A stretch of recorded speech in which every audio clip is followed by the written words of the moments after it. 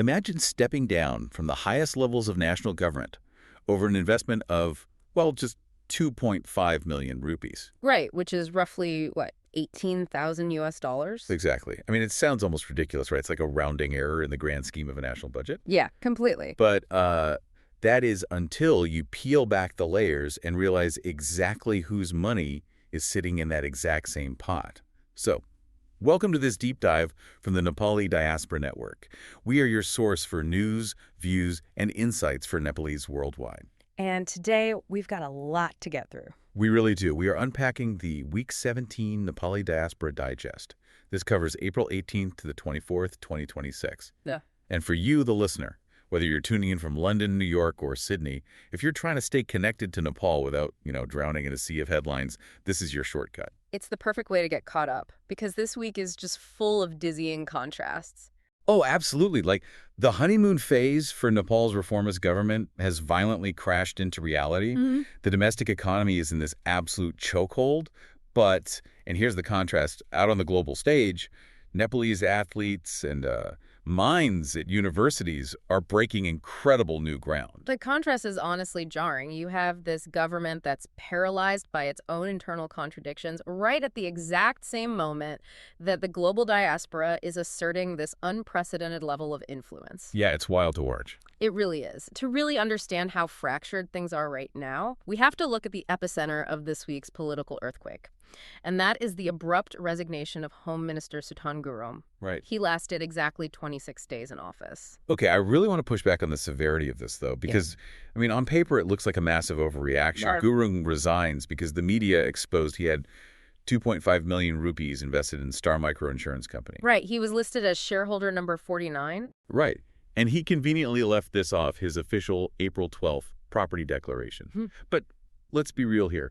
2.5 million rupees is like the price of a decent used car. Yeah, it's not a lot in that context. Why is a high-profile minister, a guy who is supposed to represent the clean new guard of politics, blowing up his entire cabinet career over pocket change? Are we taking a tiny administrative oversight and just turning it into a massive scandal? Well, the thing is, the amount of money is actually a decoy here. Wait, really? Yeah.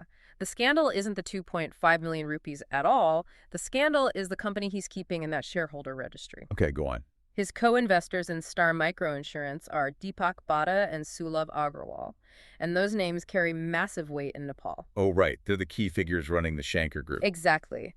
A conglomerate with a reported annual turnover of 125 billion rupees. Wow. But more importantly, they are currently sitting on roughly 200 billion rupees in bank loans. And as of this week, both Bhatta and Agrawal are sitting in police custody. Seriously. Yeah, they are the primary targets of Nepal's most aggressive, sweeping money laundering investigation in recent history. Okay, let's unpack this. The picture is really coming into focus now. So it's not about the car-sized investment. It's about the mechanism of political power. Right. You cannot write clean code on an operating system that's owned by the very hackers you are trying to block. Exactly. The Home Minister is the person who ultimately oversees the police force. You just cannot have the guy in charge of the police financially tied to the billionaires the police are actively investigating for laundering money. It makes no sense. What's fascinating here is that the OCCRP, the Organized Crime and Corruption Reporting Project, they actually published a massive analysis this week zeroing in on this exact dynamic. Oh, what did they say? They titled it Nepal's Anti-Corruption Crackdown, New Era or False Dawn. And they mapped out the systemic risk. When a single conglomerate has 200 billion rupees in bank loans, that is a total house of cards. Yeah, it's incredibly fragile.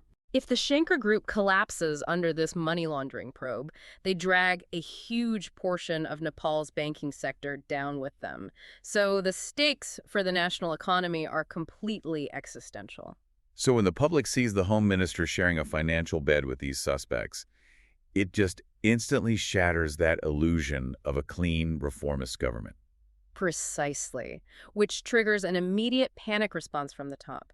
Prime Minister Balin Shah has now taken over the Home Ministry portfolio himself just to stop the bleeding. Wow. And that makes Gurung the second cabinet minister to exit in a single month, right after Deepak Kumar Singh. Yep, second one this month. But what truly makes this a masterclass in political chaos is how the broader government reacted to the scandal. I mean, they didn't face it. They literally shut down the building. Yeah, the timing is just beyond cynical. Just as the Home Ministry crisis was hitting peak temperature, President Ram Chandra Patel stepped in and completely suspended the federal parliament session. He suspended it just 24 hours after officially summoning it. Barely gave them time to walk in the door. Right. The lawmakers didn't even get a chance to take their seats. And the official justification he gave was, and I quote, special reasons. Special reasons. That is the actual quote. It sounds like a teenager trying to get out of doing their chores. Like, sorry, I can't come to Parliament today. I have special reasons. Yeah, well, senior Nepali Congress lawmaker Arjun Narsingh Kesy was furious. He called it an unprecedented maneuver. I bet. By freezing the legislative branch, the administration effectively just shields itself from any opposition questioning. You can't be grilled about your corrupt home minister if the microphone is turned off and the doors are locked. Yeah, that makes sense from a self-preservation standpoint, but this political paralysis has a brutal ripple effect.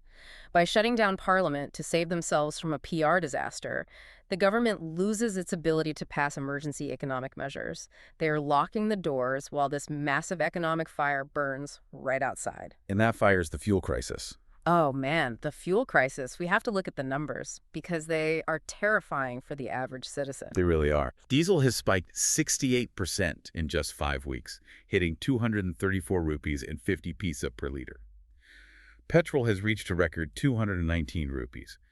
But here's the part that defies logic, and I really need you to explain the mechanism here. Okay, lay it on me. Despite these astronomical prices at the pump, the Nepal Oil Corporation is still reportedly losing 99 rupees on every single liter of diesel sold. How is a monopoly selling a product at record high prices and still, hemorrhaging cash? It is a structural trap, honestly. See, the Nepal Oil Corporation doesn't drill its own oil. It buys it all from the Indian Oil Corporation at international market rates. Which have surged due to global conflicts. Exactly. But the real mechanism causing the loss is the tax structure at the border. Before a single drop of fuel reaches a consumer in Kathmandu, the government levies massive customs duties, infrastructure taxes, and road maintenance fees. Wait, so NOC buys high, gets heavily taxed by its own government, and then faces intense political pressure to cap the consumer price? Yes. They cap it to prevent riots, so they are forced to sell at a subsidized loss just to keep the country moving. But the crazy thing is, even with the subsidies, the country is barely moving. Construction projects nationwide have just ground to a halt. You can't run heavy machinery with diesel this expensive, and the price of bitumen, which is petroleum-based and required for paving roads, has just skyrocketed. And the tourism sector is taking a direct hit, too. March data shows a 28% drop in arrivals from the United States. 28%? Yeah, and a 20% drop from the UK. Aviation fuel costs are just pricing tourists right out of the market. That is brutal.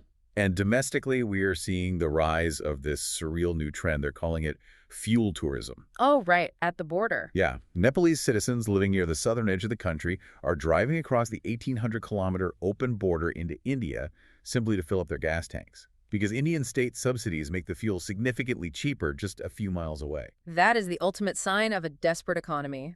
But, it gets even more complicated. How so? At the exact same moment that global oil conflicts are crushing the Nepalese economy, the Department of Foreign Employment just reopened Gulf labor permits. Wow.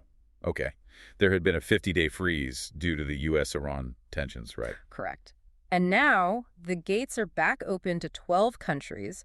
We are talking about a region that already hosts 1.9 million Nepalese workers. And their remittances generate over 25% of Nepal's entire GDP. Exactly. Here's where it gets really interesting, though. This is the cruelest irony of the global economy. The geopolitical instability in the Middle East is exactly what is driving up the cost of oil, which spikes the cost of living in Nepal. Right.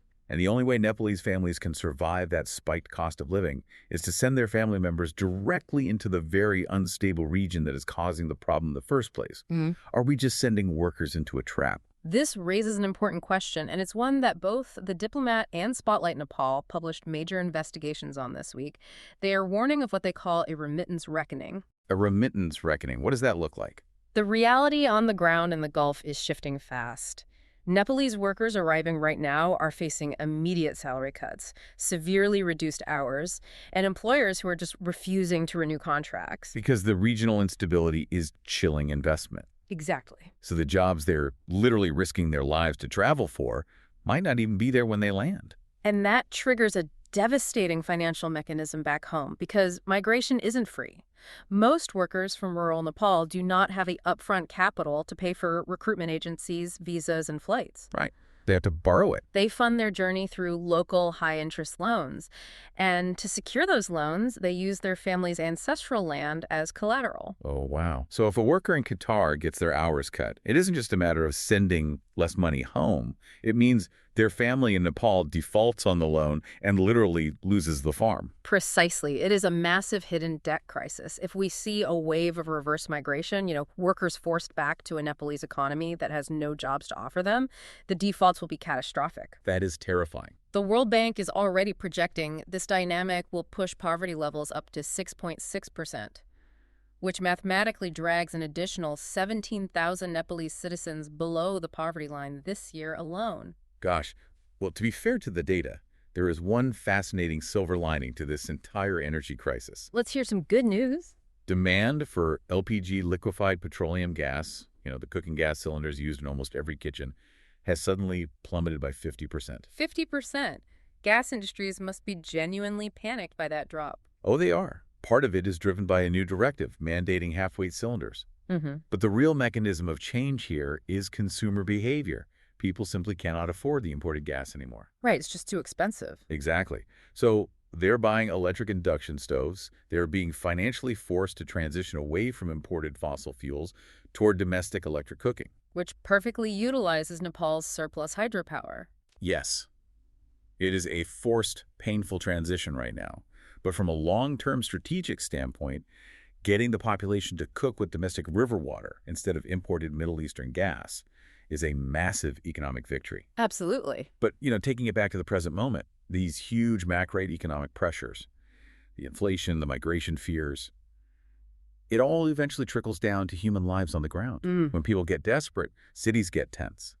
And that connects directly to the severe human rights clash currently unfolding on the riverbanks of Kathmandu. Right, the Thapatali evictions. Yeah. While the politicians were playing games with the parliament doors, the actual hardest challenge for the administration came from the Bagmati Riverbank. Yeah, Prime Minister Shah ordered the immediate eviction of massive squatter settlements in Thapatali, Sinamangal, Teku, and Balku. And the execution was brutal. Extremely. Metropolitan Police, the Nepal Police, and the Armed Police Force rolled into these neighborhoods with loudspeakers, giving residents less than 24 hours to gather their entire lives before the bulldozers moved in. And these are families who have lived on those banks for decades. Decades. Suddenly, they are packing whatever they can carry while heavy machinery is literally idling in the street. So what does this all mean? How does a reformist administration, a group of leaders who campaigned on human dignity and lifting up the marginalized, justify using bulldozers for urban planning? It's a huge contradiction, and it immediately drew international condemnation. Amnesty International issued an urgent intervention. They declared that initiating mass evictions without any prior resettlement plan demonstrates a, quote, blatant disregard for Nepal's human rights obligations. I mean, they're not wrong. No, they aren't. But it is the ultimate collision of two competing moral imperatives. On one side, you have a severe environmental crisis. The encroachment on the Bagmati River has heavily polluted the water system and destabilized the river corridor. Urban planning and environmental restoration are genuinely necessary for the city's survival. But on the other side, displacing vulnerable, impoverished citizens with zero notice and nowhere to sleep creates a humanitarian disaster to solve an environmental one. Yeah, that's a terrible trade-off. It exposes the harsh, muddy reality of local governance. You can't just write clean code to fix a human settlement. No, you really can't. It is a profound struggle. And it presents such a wild, polarized contrast when you look at what the global Nepalese diaspora is experiencing this exact same week. The duality is staggering. It really is. If you look at the extremes of the Nepalese experience abroad right now, it gives you whiplash.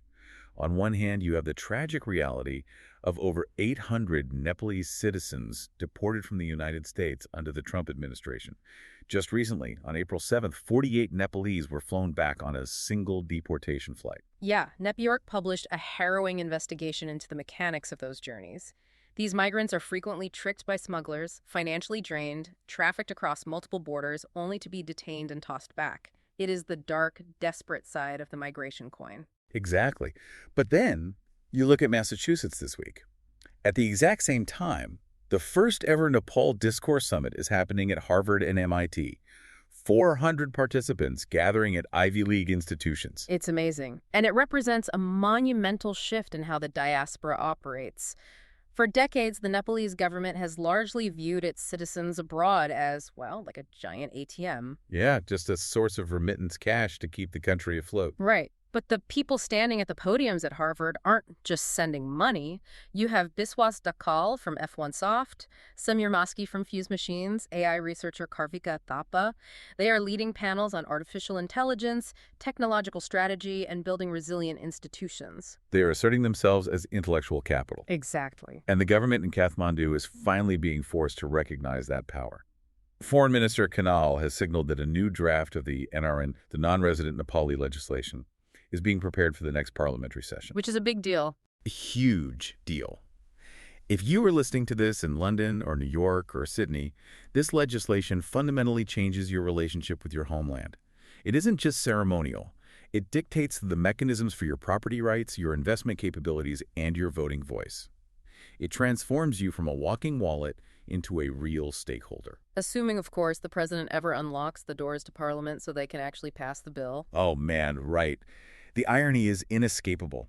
The diaspora is organizing at MIT, while the politicians back home are hiding behind their special reasons. Special reasons, yeah. But, we cannot end this deep dive on the political gridlock, because there are domains where Nepalese people are absolutely dominating the world stage this week. The mountains and the sporting pitches remain entirely indifferent to the chaos in Parliament. Oh, absolutely. The Himalayas always deliver perspective. The spring 2026 climbing season just exploded into action. Within a single 48-hour window, 3 8,000-meter peaks were summited: Annapurna, Dhaulagiri, and Makalu. The Annapurna ascent is just incredible. It was led by the 14 Peaks expedition, consisting of 5 international climbers and 11 Nepalese guides. Statistically, Annapurna is the deadliest of all the 8,000ers. And this Nepalese-led team conquered it right out of the gate. They really did. And if we look at the mechanics of the mountain economy this season, Nepal holds all the cards. The north side of Mount Everest over in Tibet is currently closed by the Chinese government. Which means? That means every single international expedition, every permit fee, every logistics contract is funneling exclusively through Nepal. The icefall doctors are already carving the route through the Khumbu icefall. So this monopoly on traffic is going to inject a massive, desperately needed wave of foreign currency into the hands of local guides, porters, and hospitality businesses. Exactly. It is the economic engine of the high altitudes. And while the mountaineers are conquering the ice, Nepalese athletes are conquering the pitch. The women's cricket team just delivered a massive injection of national pride. They absolutely crushed Italy by 50 runs in Kigali, Rwanda. Oh, what a match. It marks their first ever victory in the ICC Women's T20 Challenge Trophy. It was a clinical dismantling of a European team. Vice Captain Pooja Mahato anchored the entire innings, putting up 48 runs. But the bowling was where the mechanics of the game just broke down for the Italians. Rubina Chetri. We have to talk about these stats because they are absurd. She took 4 wickets while giving up only 4 runs in 2.4 overs. Wait, 4 wickets for 4 runs? 4 for 4. That isn't just winning. That is refusing to let the opponent play the game. That's insane. And meanwhile, the men's team is keeping the momentum alive right at home, hosting the CWC League 2 Tri-Series in Kirtipur against Oman and the UAE to fight for their World Cup qualification. If we connect this to the bigger picture, when you lay all these pieces out on the table, the gridlock in Kathmandu, the fuel crisis, the tech leaders at Harvard, the guides on Annapurna, the cricketers in Rwanda, it paints a very specific picture of the Nepalese spirit. Yeah, it really does. The political machinery of the state might constantly stutter and crack. The macroeconomic conditions might constantly squeeze the working class. But the individual capacity of the Nepalese people to adapt, to endure, and to excel globally, it remains completely unbroken. They succeed not because of the system, but often in spite of it. And speaking of community networks and helping each other succeed, before we wrap up today, we want to share a quick resource for our listeners based in the UK. Yes, this is a great one. If you are looking to tap into the local community over there, you should absolutely check out belayat.uk. It is an incredibly helpful, classifieds platform built specifically for Nepalese living in the UK. So whether you are hunting for a new job, looking for housing, trying to find local community events, or just wanting to support local Nepalese-owned businesses, it is a fantastic tool to keep bookmarked. That is balayat.uk. Yeah, it's just a really great resource for keeping the diaspora connected locally. Definitely. And to keep your global connections strong, make sure you visit nepaldiaspora.net. You can read the full Week 17 Nepali Diaspora Digest newsletter right there, dive into the details we discussed today, and access a ton of other resources tailored for the global community. As we close out this deep dive, I want to leave you with one final thought to mull over. We have spent this time mapping out extreme contrasts. But as Nepalese citizens look toward the horizon, whether they are stepping up to a microphone at MIT or boarding a flight to pour concrete in the Gulf, or simply driving across the Indian border just to find cheaper fuel, the ultimate test for Nepal isn't merely about managing this sprawling, incredible global network. Right. The true test of governance, of all this promised reform, is building an economy back home where leaving your country finally becomes a conscious choice rather than a desperate necessity. Wow. That is the ultimate contrast that needs resolving, making home a viable option again. Thank you so much for joining us for this deep dive. Stay curious, stay connected to the community, and we will catch you next time. Until next time.